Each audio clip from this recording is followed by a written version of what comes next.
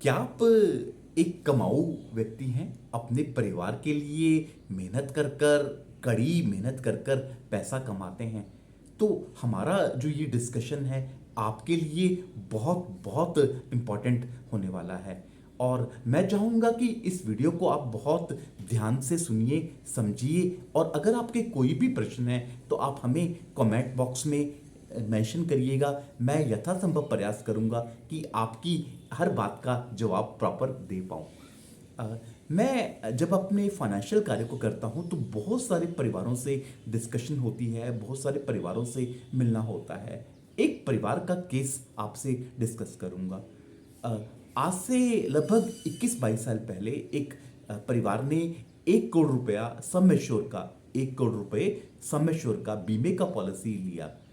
तब उनके जो बच्चे थे वो बहुत छोटे थे, और पिता ने अपने बच्चों के भविष्य को देखते हुए इस पॉलिसी को लिया।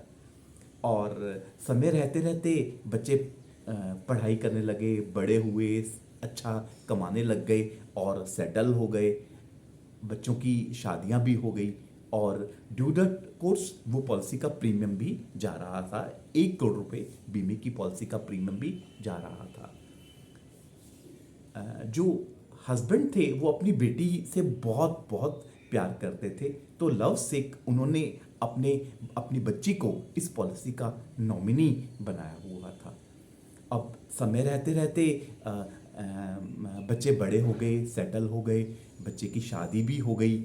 और वो बच्चा, लेकिन कुछ ऐसा हुआ कि जब वो बच्चा एक दिन अपने मायके में आया तो अपने पिताजी के साथ उसको कहीं किसी काम से जाना पड़ा, और रास्ते में रोड एक्सीडेंट हुआ। इतना खतरनाक रोड एक्सीडेंट हुआ कि वो दोनों, फादर और बेटी, चल बसे।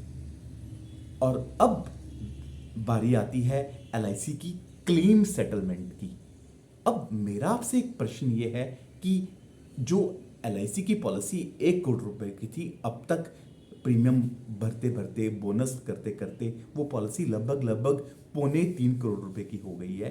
तो अब ये पैसा किसको मिलेगा?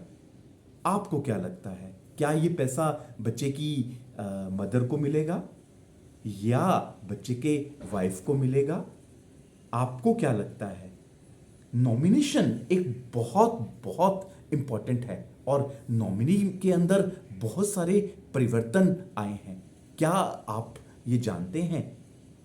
आप चेक तो करिए, जो आपका बैंक है, जहां पर आप अपना पैसा लगा रहे हैं, पोस्ट ऑफिस में लगा रहे हैं, शेयर्स में लगा रहे हैं, म्यूचुअल फंड में लगा रहे हैं, अरे क्या नॉमिनी वहां पर है भी या नहीं भी? मैं आपसे ये बात बहुत जिम्मेवारी से कह रहा हूं कि आप आज ही अपने फाइनेंशियल डॉक्यूमेंट्स में अपने नॉमिनी को चेक करिएगा। और इस केस के अंदर मैं आपको एक जो सच्चाई से आपको बताऊंगा कि जो ये पैसा है बच्चे के, बेटी के हस्बैंड को जाएगा, क्योंकि इंश्योरेंस एक्ट में नॉमिनी जो है वो ट्रस्टी नहीं है, बेनिफिशियरी है।